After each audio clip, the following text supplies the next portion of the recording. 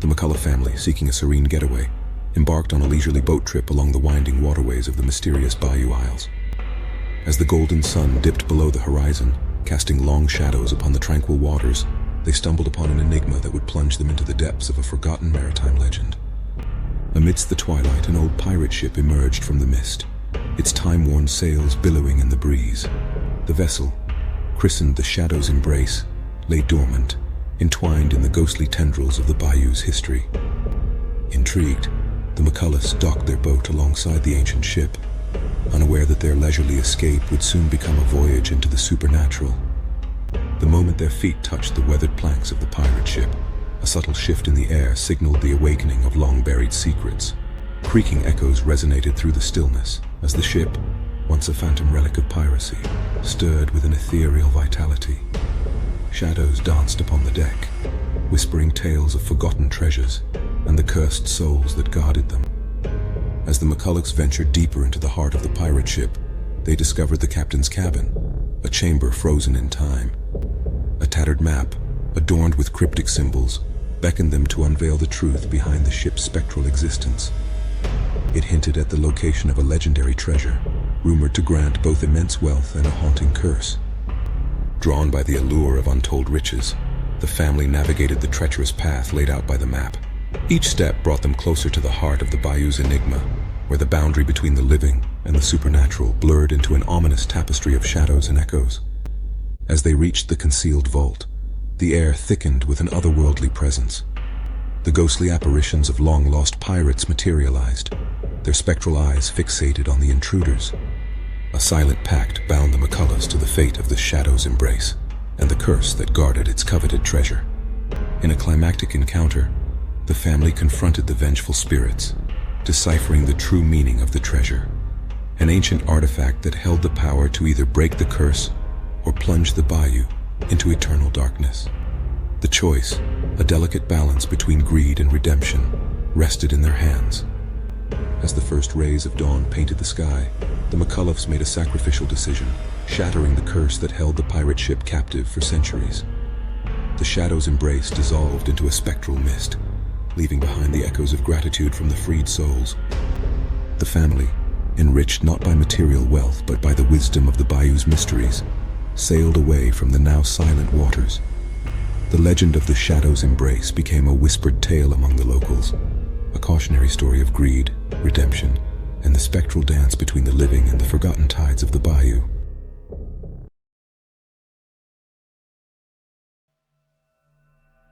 The velvet night wrapped the sleepy town of Eldridge in its dark embrace, concealing secrets woven into the fabric of the moonlit streets.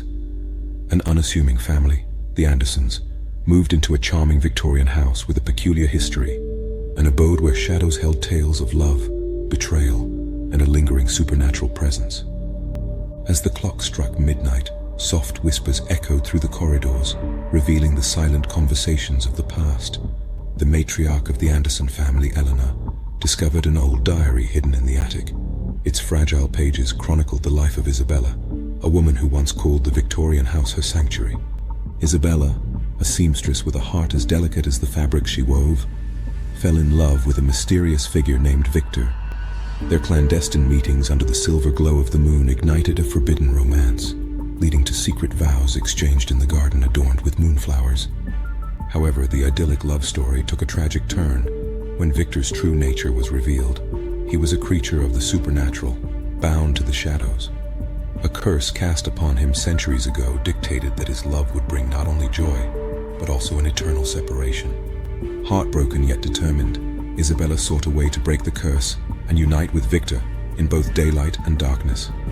She delved into forbidden arts, stitching enchanted threads under the velvet night to weave a tapestry that would bridge their worlds. Eleanor, engrossed in Isabella's haunting tale, sensed a presence in the house.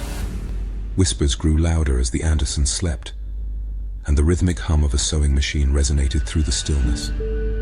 Eleanor, compelled by a mysterious force, found herself in the attic, surrounded by the ethereal glow of moonflowers.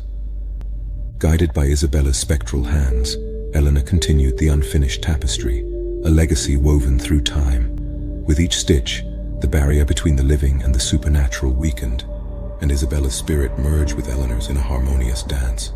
The town awoke to an enchanting morning, marked by the scent of moonflowers and the lingering echoes of Isabella's love story. Eleanor, now a vessel for both mortal and ethereal, embraced the newfound connection with the otherworldly.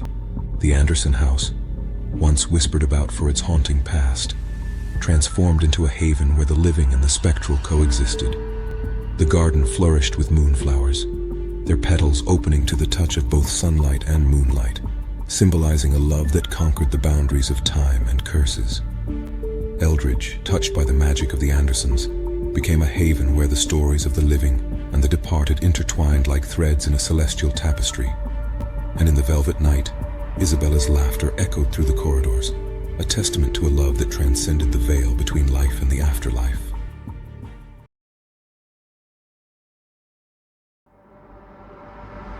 The relentless winter storm howled outside, its icy breath sealing the fate of the Thompson family. Desperation led them to seek refuge in the looming silhouette of an abandoned insane asylum, a place where shadows clung to the walls like ghosts of the past. As the creaking doors closed behind them, the ominous silence of the asylum wrapped the family in a suffocating embrace.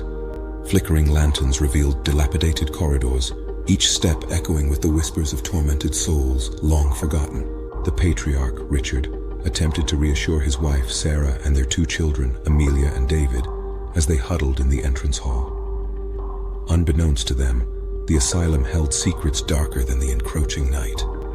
The air grew colder as the family ventured deeper into the asylum's frozen heart. Ancient decaying portraits stared down, their eyes following the intruders with an unsettling gaze.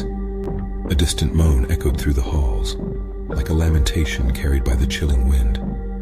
In the bowels of the asylum, they discovered remnants of a forbidden experiment, an attempt to harness the supernatural to cure the mentally afflicted.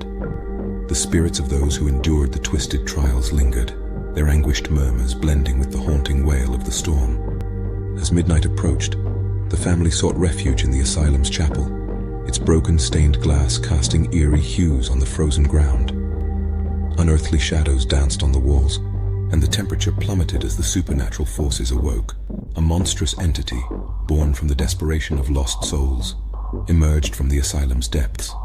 Its icy tendrils snaked through the air, reaching for the warmth the family clung to. Panic set in as the Thompsons realized they were not alone. They were surrounded by phantoms desperate to escape the eternal winter.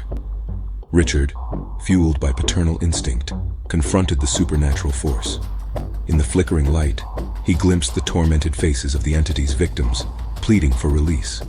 The family, trapped in a dance between the living and the spectral, held hands as they faced the spectral onslaught. As dawn broke, the storm outside ceased, and the asylum released its grip on the Thompsons. The family emerged, changed by the harrowing night, bearing the weight of the asylum's untold stories. The winter sun cast its feeble light on the asylum's facade, hiding the horrors within. The Thompsons, forever marked by the spectral encounter, left with a newfound appreciation for the fragility of sanity and the resilience of familial bonds. Yet, in the silence that followed, the whispers of the abandoned asylum lingered, a haunting reminder that some tales are best left buried in the frozen recesses of the past. The asylum's echoes retreated as the Thompsons navigated the icy labyrinth of hallways. Sarah clutched the family photo, its edges crinkled with wear, seeking solace in the familiarity of smiles frozen in time. A door groaned open, revealing a forgotten library where tattered books whispered secrets of the asylum's accursed history. Among the dusty tomes, Richard uncovered an old journal, the confessions of a remorseful doctor who had exploited the supernatural in misguided attempts to heal minds.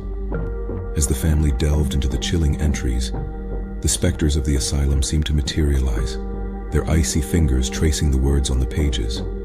The journal unveiled a tragic narrative of experimentation gone awry, a desperate quest for redemption that dragged the tormented souls into an unending winter. The family, now armed with knowledge, pressed on, guided by the desperate pleas of the lost souls. Sarah's grip on the family photo tightened, and the children, Amelia and David, exchanged glances laden with unspoken understanding. Their journey led them to the asylum's heart, a forgotten chamber where the failed experiments had unfolded. The air turned frigid as the specters converged, revealing faces etched with suffering. The supernatural entity, once menacing, now quivered with a vulnerability born of shared pain. In a poignant moment, Amelia stepped forward, connecting with the spirits. The supernatural force, recognizing empathy, relinquished its icy grasp. The tortured souls, long denied peace, dispersed like morning mist, leaving behind a newfound tranquility. The family emerged from the asylum, the storm outside replaced by an ethereal calm. As the first rays of sunlight broke through the clouds, warmth returned to the world, melting the lingering frost.